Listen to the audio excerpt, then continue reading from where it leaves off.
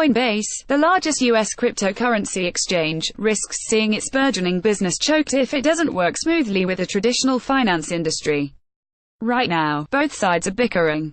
The troubles began snowballing early this month when several U.S. banks said they would block credit card purchases of Bitcoin and other digital currencies on venues around the world. Soon, Coinbase users whose banks still supported sales were flocking to online forums to complain that hefty, cash advance fees were appearing on card statements. Days later, phantom charges, typically duplicates of earlier purchases, began appearing, too. Coinbase, which has said its business won't work without public confidence, has been firing off accusations on Twitter, blaming banks and card networks such as Visa Inc. for troubles. But behind the scenes, some in the financial industry are pushing back, noting there's one common denominator: Coinbase. Threat and jab. Coinbase has been informed that erroneous charges were not our fault, the exchange said in a statement Friday. It said it's working with firms involved in card purchases to resolve the issues quickly and fairly for customers.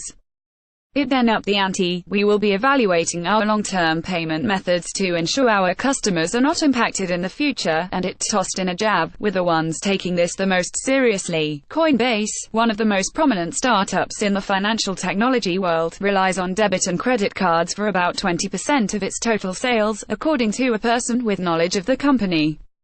The percentage is even higher for newer users, said the person, who asked not to be identified discussing its finances. So cutting off those channels would be a drastic measure, signaling deep frustration. But three people close to the situation say frustrations also are running high in the traditional financial world, where payment systems have been honed for decades and routinely handle trillions of dollars in transactions annually. In that realm, disagreements between parties are fixed discreetly, and especially not on Twitter.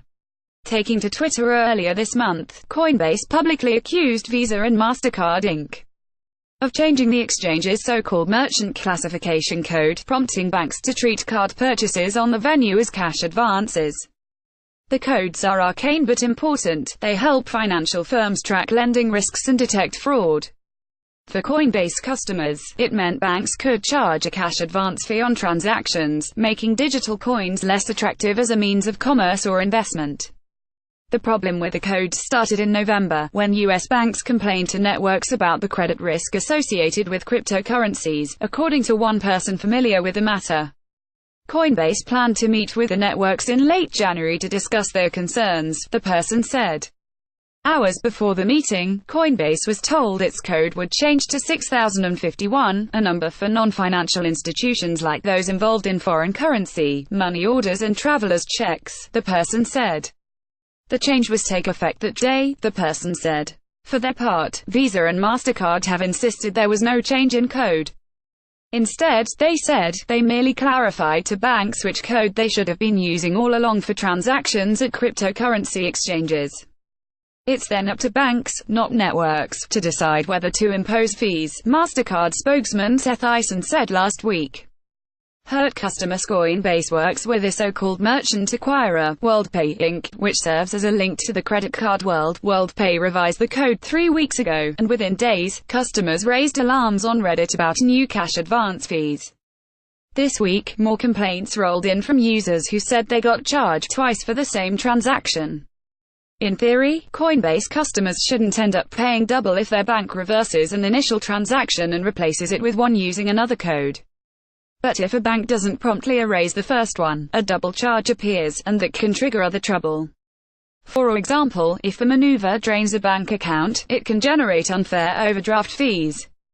That's what some customers are complaining about online.